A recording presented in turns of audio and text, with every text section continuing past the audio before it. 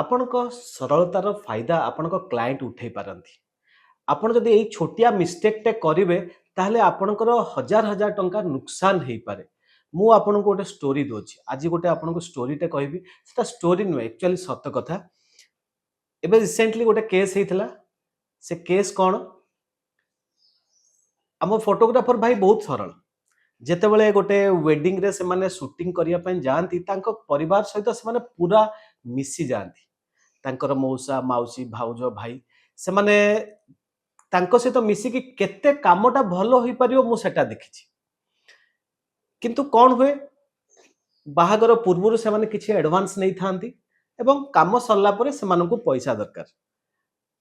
କିନ୍ତୁ କଣ ହୁଏ, କଷ୍ଟମର କହିଥାନ୍ତି କଣ କି ଆପଣ ଡାଟା ଦିଅନ୍ତୁ ତାପରେ ଆମେ ଆପଣଙ୍କୁ ପେମେଣ୍ଟ ଦବୁ। ଠିକ ସେଇଭଳିଆ କଥା ହେଇଛି। କାମ ହଉଛି 70,000 ଟଙ୍କାର କାମ, କଷ୍ଟମର 10,000 ଟଙ୍କା ଦେଇଛି। ଆଉ ଏମାନେ କଣ କରୁଛନ୍ତି, 10,000 ଟଙ୍କା ହଁ ତାଙ୍କୁ ଲାଗିଛି, ସେମାନେ ତ ଭଲ, ତ କଷ୍ଟମର ବି ଭଲ ହେଇଥିବ ଭାବିକି ପୁରା ସୁଟିଂ ସାରିଦେଲେ। ତାଙ୍କର ୱେଡିଂ ସୁଟିଂ ସରିଗଲା।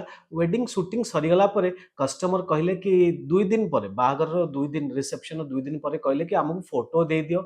ତ ଫଟୋଗ୍ରାଫର ଭାଇ କଣ କଲେ, ହଁ ଠିକ ଅଛି, ସେମାନେ ଗୋଟେ ରିକ୍ୱେଷ୍ଟ କରି ମାଗୁଛନ୍ତି, ହଠାତ୍ ପଳେଇବେ ନା କଣ କୁଆଡେ, ତ ତାଙ୍କୁ ସେଠୁ ଫଟୋ ତକ ଗୋଟେ ପେନ୍ ଡ୍ରାଇଭରେ ପୁରେଇକି ଦେଇଦେଲେ। ଫଟୋଗ୍ରାଫର ଭାଇ ଭାଇ ଭାଇ ଭାବିଲେ କି ଭିଡିଓ ତ ଅଛି, ଭିଡିଓ ନେଲା ବେଳେ ମୁଁ ଏକାଥରେ ସବୁ ପଇସା ନେଇଯିବି। କିନ୍ତୁ ସେଇଠୁ ଏଇଭଳିଆ ଚାଲିଲା। ପୁଣି ସେଠୁ ଫଟୋଗ୍ରାଫର ଭାଇ କଣ କଲେ, ଭିଡିଓକୁ ଏଡିଟିଂ କରିକି ପୁରା ରେଡି କରି ରଖିଦେଲେ।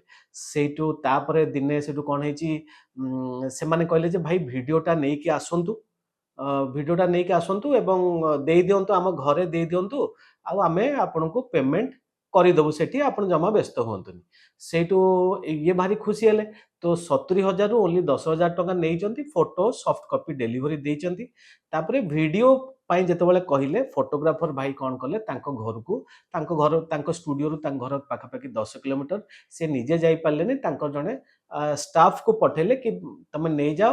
ସେଠି ସିଏ ଗଲେ, ସେ ପୁରା ପେମେଣ୍ଟ ଦେଇଦେବେ, ଆପଣ ପେନଡ୍ରାଇଭ ତାଙ୍କୁ ଦେଇଦେବ ଏବଂ ସିଏ ତମକୁ ଆରାଉଣ୍ଡ 50-60,000 ପୁରା ପେମେଣ୍ଟ ଦେଇଦେବେ। ତ ଏଇ ଆଶା ନେଇକି ସେମାନେ ଗଲେ। ତ ସେଠି ଯେତେବେଳେ ପହଞ୍ଚିଲା ବେଳକୁ ତାଙ୍କ ଘରେ ତାଙ୍କୁ ଜଣେ ଲେଡି ଥିଲେ। ସିଏ ସେଇଠୁ କହିଲେ ଆପଣ ମତେ ଗୋଟେ କାମ କରନ୍ତୁ, ସେ ପେନ୍ ଡ୍ରାଇଭଟା ଦିଅନ୍ତୁ, କଣ କେମିତି ହେଇଛି ମୁଁ ଟିକେ ଦେଖିବି। ସିଏ ସେଠୁ କଣ କଲେ, ତାଙ୍କୁ ଡ୍ରଇଂ ରୁମରେ ତାଙ୍କୁ ବସେଇଲେ। ସେ ଯୋଉ ଷ୍ଟାଫ ଫଟୋଗ୍ରାଫର ଭାଇ ଯିଏ ଯାଇଥିଲେ, ଷ୍ଟାଫ ତାଙ୍କୁ ଡ୍ରଇଂ ରୁମରେ ବସେଇଲେ ଏବଂ କହିଲେ ପେନ୍ ଡ୍ରାଇଭଟା ଦିଅନ୍ତୁ, ମୁଁ ମୋର ବେଡରୁମରେ ଲ୍ୟାପଟପ୍ ଅଛି ବା ଆମର ସେଠି ବେଡରୁମରେ ଟିଭି ଅଛି, ମୁଁ ଲଗେଇକି ଟିକେ ଦେଖିଦେବି। ସେଠୁ ସେମାନେ ତାକୁ ଦେଇଦେଲେ। ସିଏ ସେଠୁ ଭିତରକୁ ନେଇଗଲେ। ସେଠୁ 10-15 ମିନିଟ୍ ଅପେକ୍ଷା କଲେ। ତ 15 ମିନିଟ୍ ପରେ ସେଠୁ ସିଏ ପୁଣି ଥରେ ପେନ୍ ଡ୍ରାଇଭ୍ ନେଇକି ପଳେଇ ଆସିଲେ। କହିଲେ ହଁ ଭାଇ, ମୁଁ ଟିକେ ଟିକେ ଫରୱାର୍ଡ କରିକି ଦେଖିଲି, ଆପଣଙ୍କର ସେ ଭିଡିଓଟା ମତେ ଭଲ ଲାଗିଲାନି, ବହୁତ ଗୋଟେ ଗୀତ ଚେଞ୍ଜ ହବ, ଭଲ ଲାଗୁନି ଯେମିତି ହବା କଥା। ଆଉ ମୁଁ ବାପାଙ୍କ ସହିତ ବି କଥା ହେଇଛି, ଏବେ ଆଉ ଆପଣଙ୍କୁ ପେମେଣ୍ଟ ଦଉନି, ଆପଣ ଏବେ ନେଇ ପେନ୍ ଡ୍ରାଇଭ୍ ଆପଣଙ୍କର ନେଇକି ଯାଆନ୍ତୁ, ଯେତେବେଳେ ପୁଣି ଥରେ ଆମେ ଏଡିଟିଂ କରିକି ଆଣିବୁ, ଆଉ ଆମେ ସେତେବେଳକୁ ଦବୁ, ପେମେଣ୍ଟ ଦବୁ। ଏମାନେ ସେଠୁ ଆଉ ପେମେଣ୍ଟ ମାଗି ପାରିଲେ ନାହିଁ। ପେନ୍ ଡ୍ରାଇଭ୍ ଧରିକି ପୁଣି ଅଫିସକୁ ପଳେଇ ଆଇଲେ। ଫଟୋଗ୍ରାଫର ପଚାରିଲେ କିରେ ପେମେଣ୍ଟ ଦେଲେନି କିରେ? ସେ କହିଲେ ନାଇଁ, ଏଥିରେ ଭିଡିଓରେ ବହୁତ ଗଲତି ଅଛି, ଆଉ ସେ ଗୀତ ଫିତ ଚେଞ୍ଜ ହବ, ସେ ଚେଞ୍ଜ ଚାଞ୍ଜ ହେଲେ ପେମେଣ୍ଟ ଦେବେ। ତ ଫଟୋଗ୍ରାଫର ଭାଇ ମୁଁ ପ୍ରଥମରୁ କହିଛି ସରଳ, ସେଇ ଆଶା ନେଇକି ରହିଲେ ଯେ ହଁ ସତରେ କିଛି ପ୍ରୋବ୍ଲେମ ଅଛି, ଚେଞ୍ଜ କରିକି ଦେବାକୁ ପଡିବ। 5 ଦିନ, 7 ଦିନ, 15 ଦିନ ଗଲା, ସେ ତାଙ୍କୁ ଫୋନ ଲଗାଉଛି କି ଆପଣ ଆସନ୍ତୁ, କଣ ଚେଞ୍ଜ ହବ, ଗୀତ ଚେଞ୍ଜ କରିବେ, ପେମେଣ୍ଟ ଦିଆଯିବ। ସେଟା 5, 7, 15 ଦିନ, ମାସେ, 2 ମାସ, 6 ମାସ ହେଇଗଲା, ସିଏ କେବେ ଆସିଲେ ନାହିଁ କି କଲେ ନାହିଁ।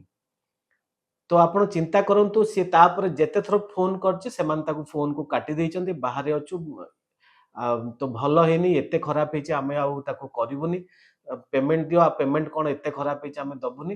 କିନ୍ତୁ କଣ ହେଲା, 10,000 ଟଙ୍କା ଦେଇକି ସେମାନେ 70,000 ଟଙ୍କାର ଜିନିଷ ପାଇଗଲେ।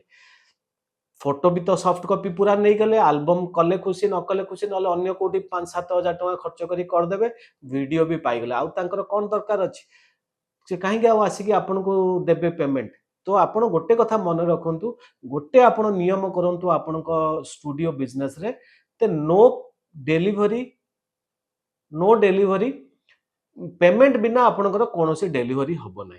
तो आपणकर नो होम डेलीवरी एटा को ही मेन आपण बुझंतु नो होम डेलीवरी जते पर्यंत आपणकर पेमेंट हेनी सेते पर्यंत स्टूडियो रो कोनोसी डाटा आपण बाहर को छाड़िबे नाही आपण सी तार पेमेंट कर देबे हां आपण ताले आपणकर गोटे रिलेशनशिप पई हां ठीक अछि केही नाहंती नै तां घरे दे देबे किंतु पेमेंट न पाइला पर्यंत आपण को स्टूडियो रो जे कोनोसी गोटे जिंस भी आपण बाहर को छाडंतु नाही रिलेशनशिप भरोसा रे जदी आपण बिजनेस करिवे ताले बेसी दिन आपण तिष्टि पारिबे नाही सेटा एक्चुअली गोटे स्टोरी नुहे सत घटना को लेकिन कहली तो आपन को ये जो थ्रू निश्चित किसी शिखिबा पई मिलिथिबो आपन को जदी ए टाइप रो स्टोरी बा ए टाइप रो हमरो फोटोग्राफी रिलेटेड बिजनेस रिलेटेड जिंस देखिबा पई भलो लागुची ताले आपन मो चैनल को सब्सक्राइब करंतु फॉलो करंतु एवं एटा को आपन को सांग मानन को मध्य एटा आपन शेयर करंतु ताहले जो माने बहुत सिंपल फोटोग्राफर अछंती से माने ई भूलटा केबे करंतु नाही